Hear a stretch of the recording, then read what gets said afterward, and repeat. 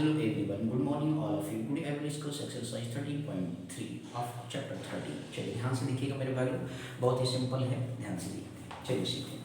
Question number 1 के बारे में मेरे भाई लोग आपसे ये कहा गया कि एक मेटेलिक स्फीयर है ऑफ रेडियस जो है 4.2 है, 4.2 centimetre is melted and recast into the shape of a cylinder of radius 6। तो पहले जो है आपके पास क्या है, ये से एक इस पर्टिकुलर एक्सरसाइज से एक क्वेश्चन आपके पेपर में इस पैटर्न पर काम करेगा सर जी, एक आपको आएगा, ठीक है ना सर। तो प्लीज़ आप अच्छे से ध्यान से देखिए, सीखिए और समझिए। मैं आप लोगों से बहुत ही विनम्र निवेदन है कि आप क्वेश्चन को बहुत ध्यान से देखें और सीखें, क्योंकि सर जी आपको एक क्वेश्चन बोर्ड में जरूर मिलेगा, 100 में 99% सर इंपॉर्टेंट है आपके लिए।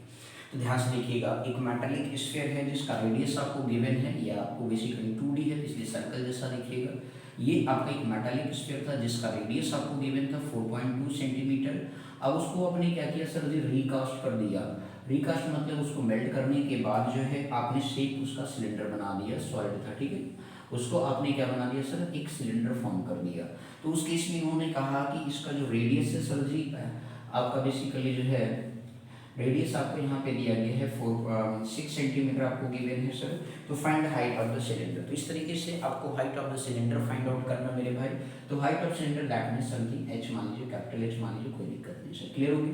तो इस तरीके से इस केस में आपको मैंने डायमेंशन लिख दिया, डायग्राम आप जरूर एक रफली दिखाएंगे, ठीक। अब इस तरीके से जो है एक आपके पास मेटालिक स्फीयर था, उसको आपने जो है 4.2 सेंटीमीटर डायमीटर रेडियस का, इसके बाद आपने उसको after melting then we convert into the cylinder shape.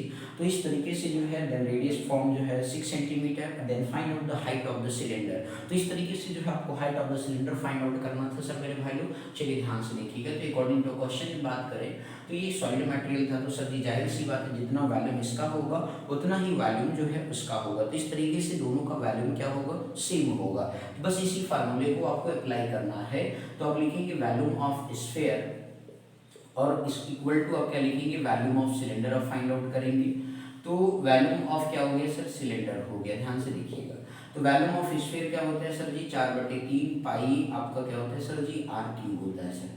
इधर आपका पाई r² क्या हो गया सर, h हो गया। बोलो क्लियर हो गया वॉल्यूम ऑफ सिलेंडर का। तो पाई से पाई क्या हो गया सर, कैंसिल आउट हो गया।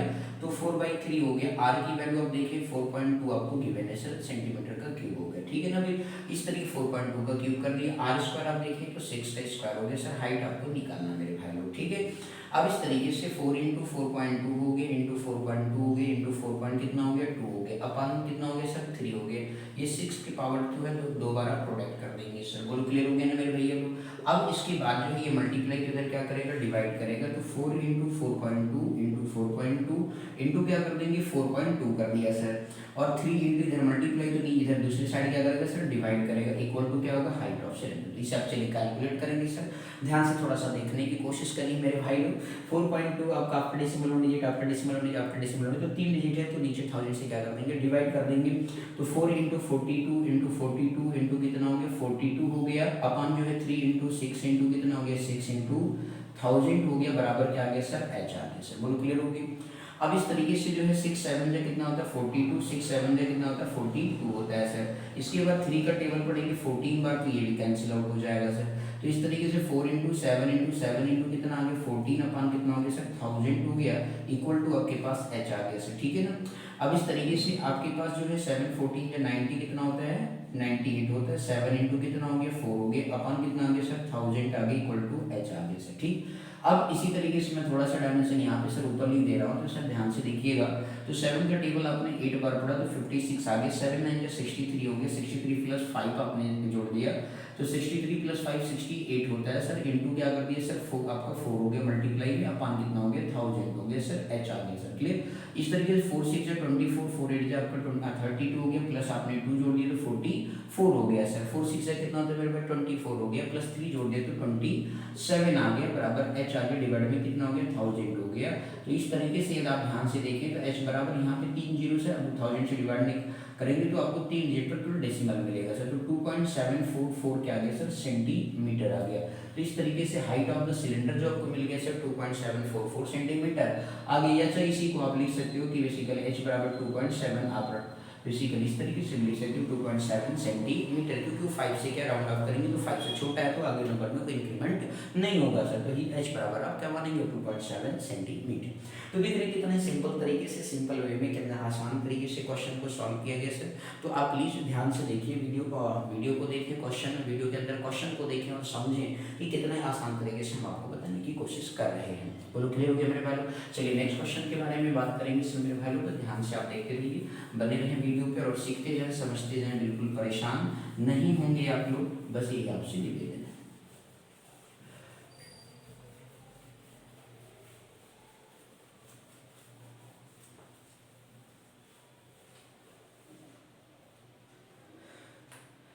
अब यहाँ पे अगला क्वेश्चन आप देखेंगे, मेटालिक स्फीयर है ऑफ रेडियाई जो दे रखा है 6 सेंटीमीटर। ध्यान से देखना सर, मेटालिक स्फीयर से रेडियाई जो है अलग अलग रेडियाई के दे रखे हैं 6 सेंटीमीटर है, आपका कुछ समथिंग ऐसे है। तो एक 6 सेंटीमीटर का रेडियस मान लीजिए R1 बराबर 6 सेंटीमीटर दिया गया है। दूसरा मान लीजिए मेटालिक स्फीयर है जिसकी रेडियस आपको दे रखा है सर 8 सेंटीमीटर आपको गिवन है। और एक तीसरा मेटालिक बॉल है जिसका रेडियस आपको 10 सेंटीमीटर आपको दे रखा है सर। अब इन्होंने कहा कि basically are melted to form, इन तीनों को आपस में क्या किया गया सर, ज्वाइन कर दिया गया। तो इस तरीके से जो है एक बेसिकली न्यू स्फीयर बना, लेट्स सपोज लाइक दिस। तो इन्होंने कहा कि are melted to form a single solid sphere to find the radius of the resulting sphere. तो रिजल्टिंग का मतलब है कि बेसिकली तो इन तीनों को मेल्ट करने के बाद लिक्विड फॉर्म में कन्वर्ट हो गया। जब ये लिक्विड फॉर्म में कन्वर्ट हो गया तो एक बड़ा सा बेसिकली क्या था, स्फीयर का डाइस था उसके अंदर, फिर उसको क्या कर दिया गया, पोर्ट कर दिया गया। तो उस नए जो स्फीयर फॉर्म हुआ, रिजल्टिंग जो स्फीयर बना इन तीनों स्फीयर को मेल्ट करने के बाद उसका रेडियस क्या होगा वो आपको बताना है। बोलो क्लियर हो गया ना मेरे भाई? तो इस तरीके से इन तीनों का वैल्यू क्या करेंगे, ऐड कर देंगे और फिर इसके बाद जो है नए बेसिकली स्फीयर्स का क्या करेंगे सर, आप वैल्यू मतलब रेडियस आप फाइंड आउट कर लेंगे। बोलो क्लियर हो गया कि नहीं सर? कोई दिक्कत इसमें? चलिए आइए इसमें। तो इस तरीके से मान लीजिए इसका रेडियस क्या है सर, कैपिटल आर है, या R1 R2 R means R3 के रिलेटेड ये है, तो स्मॉल आर भी आप इसे टिक कर सकते हो, कोई दिक्कत की बात नहीं है सर। तो इस तरीके से अकॉर्डिंग टू आप क्वेश्चन लिखेंगे तो आप यहाँ पे क्या लिखेंगे, वैल्यूम ऑफ स्फीयर 1 मान लीजिए सर जी, यहाँ पे सपोज ये वैल्यूम ऑफ स्फीयर 1 हो गया, फिर इसके बाद ये मान लीजिए वैल्यूम ऑफ स्फीयर सेकंड हो गया। तो वैल्यूम ऑफ स्फीयर क्या हो गया सर जी, सेकंड हो गया, और प्लस इसके बाद जो है वैल्यूम ऑफ स्फीयर आपका बेसिकली जो है वैल्यूम ऑफ स्फीयर आपके पास क्या आ गया, थर्ड आ गया, इज इक्वल टू जो है वैल्यूम ऑफ रिजल्टिंग स्फीयर आप लिख सकते हो। वैल्यूम ऑफ रिजल्टिंग आपका जो है सर जी रिजल्टिंग स्फीयर्स आ गया।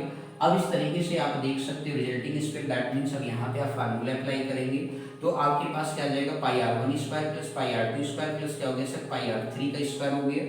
और इस तरीके से जो है आपका ये पाई R का क्या हो गया सर जी, पाई सर ध्यान दीजिएगा सर, वैल्यू लिख रहे हो 4/3 कौन लगाएगा भैया, बोलिए, सॉरी थोड़ा सा नॉइज, सॉरी। तो इस तरीके से 4/3 पाई आर क्या हो गया सर जी, क्यूब हो गया, इक्वल टू आपके पास कितना आ गया, 4/3 आ गया सर, पाई आर क्यूब आ गया सर। तो ये रिजल्टिंग आपके पास क्या आ गया सर, वैल्यू ऑब्टेन हो गया।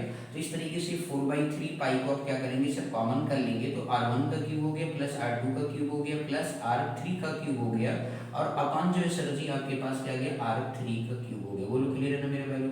4/3 पाई से 4/3 पाई क्या हो गया, कैंसिल आउट हो गया, तो R1 का क्यूब प्लस R2 का क्यूब हो गया, और फिर इसके बाद प्लस जो है R3 का क्यूब हो गया बराबर R क्यूब हो गया। क्लियर? अब इस तरीके से जो है आपके पास जो वैल्यू ऑब्टेन हुआ, अब आप यहाँ पे ध्यान से देखिएगा सर, इस तरीके से जो R1 का क्यूब प्लस R2 का क्यूब प्लस R3 का क्यूब बराबर क्या हो गया, R क्यूब। अब आप ये वैल्यू पुट करेंगे, R1 मतलब क्या हो गया सर जी, 6 का स्क्वायर हो गया, R2 आप देखिए तो 8 का स्क्वायर हो गया, प्लस R3 आप देखेंगे तो कितना हो गया, 10 का, सॉरी ये क्यूब है भैया, लोग नाराज नहीं होंगे, ध्यान दीजिएगा, 10 का क्यूब हो गया। इस तरीके से जो है आपके पास वैल्यू कितना हो गया, R क्यूब हो गया। 6 का क्यूब आप देखेंगे तो 6 is 36, फिर इंटू 6 करेंगे तो आपका 216 आएगा सर, कितना आएगा, 216। 8 को आप 3 बार मल्टीप्लाई करेंगे तो 8 8 जा 64 होता है, 64 का टेबल आप 8 बार पढ़ेंगे तो 500 आपका 12 आ जाएगा सर। 10 का क्यूब करेंगे, 10 10 जो 100 हो गया, फिर एक और बार कर दिया तो 1000 हो गया, R क्यूब। इन सबको ऐड करेंगे तो 1728 आपके पास आ जाएगा, 6 to 8 हो गया, 0 8 ही रहेगा, 2 1 1 2 हो गया, 0 आपका 2 ही रहेगा, 2 5 7 प्लस आपका 0 7 हो गया, 1 एज इट इज हो गया, R क्यूब। सर ये 1728 जो होता है सर जी वो आपका क्या होता है, बेसिकली क्यूब होता है। तो 1728 की बात आप करें तो इस तरीके से जो है आप यहाँ पे ध्यान से, क्यूब रूट आपको डायरेक्ट शॉर्ट ट्रिक आपको बता देता हूँ। क्यूब रूट निकालने का बहुत ही सिंपल सा है सर जी, आपके लास्ट के 3 डिजिट का यूनिट डिजिट देखेंगे 8, तो ऐसे कौन सा नंबर है जिसका क्यूब करने पे आता है, तो 2 का क्यूब करने पर आपका 8 आता है, तो 2 हो गया सर। 1 तो आपको पता है कि 1 के पास है, तो इस तरीके से 12 आ गया सर, ठीक है ना। तो इस तरीके से आप 12 का क्या कर सकते हैं, क्यूब कर सकते हैं, आर क्यूब, तो आर बराबर क्या आ गया 12 सेंटीमीटर जो है सर जी रिजल्टिंग स्फीयर का रेडियस आपको ऑब्टेन्ड हो गया, मीन्स जो 12 सेंटीमीटर क्यूब आ गया सर। बोलो क्लियर है यानी मेरे भाई, बहुत ही देख रहे हो सिंपल तरीके से। हाँ थोड़ा सा सिली मिस्टेक हुआ था सर जी, ध्यान से उतर गया था, मतलब उतर गया मतलब एक तरीके से समझ सकते हो भैया कि थोड़ा सा माइंड बस एरिया के फॉर्म में कन्वर्ट हो गया था, ठीक है ना, इसलिए नाराज नहीं हो गया। बोलो क्लियर हो गया सर। तो ध्यान से इसे देख लीजिए, समझ लीजिए, कोई दिक्कत हो तो जरूर कमेंट सेक्शन में आप लिखिएगा सर। तो इस तरीके से आपको शॉर्ट ट्रिक भी सिखाते चलेंगे। ध्यान से देख लो कितनी आसान तरीके से क्वेश्चन निकल रहे हैं। ऐसे आपके बोर्ड में भी आएंगे, आपको लग रहा हो सर झूठ बोल रहे हैं, तो आप बोर्ड में क्वेश्चन देखने के बाद ही विश्वास करना, लेकिन आप पहले अच्छे से सीखते जाएं सर जी, जो आपको सिखाया जा रहे हैं, परेशान बिल्कुल आप नहीं होंगे सर, ठीक है ना। मेन चीज़ होता है क्वेश्चन करते समय आपको सारे फार्मूले अच्छे से याद होने चाहिए सर, ये बात आप सर जरूर ध्यान रखिएगा, नोटिस रखिएगा। अगला क्वेश्चन की बात करते हैं सर। एक ये कहा गया 20 मीटर डीप वेल है जिसका विथ डायमीटर कितना 7 मीटर है, इस डग किया गया, तो दैट मीन्स कैसा होगा, वेल है तो सर जी सिलेंड्रिकल होगा, कैसा होगा सर सिलेंड्रिकल होगा, ठीक है ना। अब इसकी जो हाइट इन्होंने दे रखी है सर जी, वो आपके पास कितना हो गया सर जी, हाइट के बारे में यदि आप बात करें तो ये आपको 20 मीटर दे रखा है, और डायमीटर जो दे रखा है वो 7 मीटर आपको दे रखा है सर जी, डायमीटर 7 मीटर आपको गिवन है सर। तो यहाँ से आप रेडियस निकालेंगे तो d/2 हो जाएगा, दैट मीन्स 7/2 क्या आ गया सर, मीटर आ गया। बोलो क्लियर है ना। अब इस तरीके से जो है आपको पता है रेडियस क्या होता है, डायमीटर का क्या होता है, हाफ होता है, तो डायमीटर का आपने हाफ कर लिया, तो इस तरीके से आपके पास क्या आ गया सर 7/2 मीटर आ गया। अब इसके बाद फिर इन्होंने आपसे ये कहा कि and the earthen from digging is evenly spread out. अब उसके क्या कर रहे हैं, उसको आराम से इस मतलब स्प्रेड आउट कर रहे हैं, और फिर टू फॉर्म में प्लेटफॉर्म, एक प्लेटफॉर्म बना दे रहे हैं उस मिट्टी को निकाल के, तो क्यूबॉइड जैसा शेप ले रहा है, कैसा ले ले रहा है, क्यूबॉइड जैसा शेप ले रहा है। तो इस तरीके से उन्होंने कहा कि बेसिकली ये प्लेटफॉर्म बन गया क्यूबॉइड जैसे शेप का। तो इस तरीके से कहने का मतलब है, लेंथ आपको दे रखा है सर, विड्थ दे रखा है, और एक इसे कैपिटल लेटर में लिख लीजिए सर, लेंथ हो गया, विड्थ हो गया, और एच आपको सर निकालना है, ठीक है ना। कोई कितने हाइट तक का वो प्लेटफॉर्म फॉर्म होगा, ये 22 मीटर का हो गया सर जी, और ये आपका जो है सर जी 14 मीटर का दे रखा है, आपको हाइट क्या है क्वेश्चन मार्क है सर। बोलो क्लियर हो गया। तो ये बताना है कि find the height of the platform, आपको प्लेटफॉर्म की हाइट आपको बतानी है सर। बोलो क्लियर हो गया। तो इस तरीके से कहने का मतलब है, आप यहाँ पे देखिए जो मतलब इसमें से जितना माटी निकालो वही तो आपने प्लेटफॉर्म बनाया। तो इस तरीके से कहने का मतलब कि दोनों का जो वैल्यू होगा वो आपस में क्या होगा, बराबर होगा। जब दोनों का वैल्यू आपस में बराबर होगा तो बहुत ही आसान तरीके से क्वेश्चन किया जा सकता है। चलिए सब ध्यान से देखेंगे आप, तो आप लिखेंगे बेसिकली अकॉर्डिंग टू क्वेश्चन जो है वैल्यूम ऑफ जो है वेल लिख सकते हैं, volume of well is equal to जो है वैल्यूम ऑफ प्लेटफॉर्म आप लिखेंगे, वैल्यूम ऑफ प्लेटफॉर्म आप लिख सकते हैं। तो इस तरीके से जो है वैल्यूम ऑफ वेल मतलब वैल्यूम ऑफ सिलेंडर है सर, तो वैल्यूम ऑफ आपने क्या कर दिया सर, सिलेंडर कर दिया, और इक्वल टू आप कर देंगे वैल्यूम ऑफ जो है सर जी, आप ध्यान दीजिएगा, वैल्यूम ऑफ क्या करेंगे मेरे भाई लोग, आप कीवर्ड आप लिख सकते हो इस तरीके से। अब इस तरीके से वैल्यूम ऑफ सिलेंडर आपको पता है पाई आर स्क्वायर क्या होता है सर, एच होता है, और लेंथ इंटू ये विड्थ इंटू क्या होता है सर, हाइट होता है। तो आप इस तरीके से लिख सकते हैं। बोलो क्लियर हो गया सर। अब आपको पाई का यहाँ पे वैल्यू पुट करेंगे 22/7, रेडियस आप देखिए तो 7/2 का क्या है सर, होल स्क्वायर लिखा हुआ है, हाइट आप देखिए तो आपको 20 गिवन है सर। इस तरीके से लेंथ की आप बात करें तो लेंथ आपको सर 22 दे रखा है, विड्थ आपको देखें तो 14 दे रखा है, हाइट आप देखेंगे तो सर निकालना है आपको सर, ये दोनों मल्टीप्लाई इधर क्या करेगा सर, डिवाइड करेगा। तो इस तरीके से जो है 22 बाई कितना हो गया 7 हो गया आपका, 7 इंटू कितना हो गया 7 हो गया, अपॉन 2 इंटू कितना हो गया 2 हो गया। अब इस तरीके से जो है आप यहाँ पे देख सकते हैं कि बेसिकली आपके पास ये दोनों डिवाइड में चले जाएंगे, 22 इंटू 14 हो गया सर। बोलो क्लियर है ना मेरे भैया लोग। और इंटू क्या आ गया सर, एच आ गया, ठीक। अब इस तरीके से 22 से 22 क्या हो गया, कैंसिल हो गया, 7 से 7 क्या हो गया सर, कैंसिल हो गया। अब आप यहाँ पे देख सकते हैं 7 अपॉन कितना आ गया 2 इंटू कितना बच गया सर, 14 बच गया, ठीक। तो 7 2 कितना हो गया 14 हो गया, एच आ गया सर। बोलो क्लियर है या नहीं मेरे भैया लोग। तो आप यहाँ पे सर जी एक ध्यान से एक बार मैं और कुछ बातें करूँ, एक चीज छोड़ दिया हूँ सर, 20 रह गया सर, उसको भी लिख लो, नहीं नाराज हो जाएगा, ठीक है सर। इंटू कितना सर 28, बोलो क्लियर हो गया। तो इस तरीके से आपके पास 20 आ गया अपॉन 2 इंटू कितना हो गया 2 2 जब 4 होता है, 4 5 जब 20 होता है। तो इस तरीके से एच आ गया सर। अब आप यहाँ देख रहे हो एच बराबर कितना आ गया 5/2 मीटर आ गया, दैट मीन्स एच, तो दैट मीन्स 2.5 क्या आ गया सर, मीटर आ गया। तो वो प्लेटफॉर्म की जो हाइट होगी सर जी वो 2.5 मीटर होगी, ठीक है ना मेरे भाई। तो 20/7 इंटू 7 के कैलकुलेशन सर आप एक से दो बार जरूर मस्ट वॉच करेंगे, क्योंकि सर की कैलकुलेशन ही मेन होता है। ये बहुत ही सिंपल टॉपिक है सर, कैलकुलेशन बेस है पर बहुत ही आसान है। बस थोड़ी बहुत आप डेसिमल में सावधानी बरतेंगे, then you obtain good marks. Okay, तो अब 40 मार्क्स का पेपर होगा सर। 70% आपका वेटेज है एनुअल एग्जाम का, जो टर्म 1 हुआ था अभी प्रीवियस में। तो उसमें आपने जो है देखा कि सर जी जो बेसिकली आप इधर बात करें तो टर्म 1 में जो है आपका बेसिकली 50% का मार्क्स जो था ऑब्जेक्टिव बेस पे था, लेकिन उसका वेटेज जो है 30% है।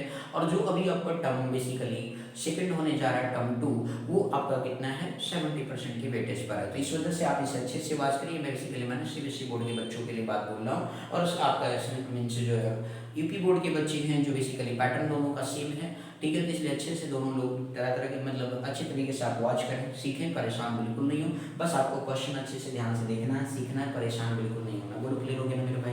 ठीक है, ध्यान से देख लीजिए सर, कोई दिक्कत की बात नहीं। तो एच बराबर आपके पास कितना आ गया 2.5 मीटर आ गया सर। चलिए नेक्स्ट अगली बात करेंगे सर।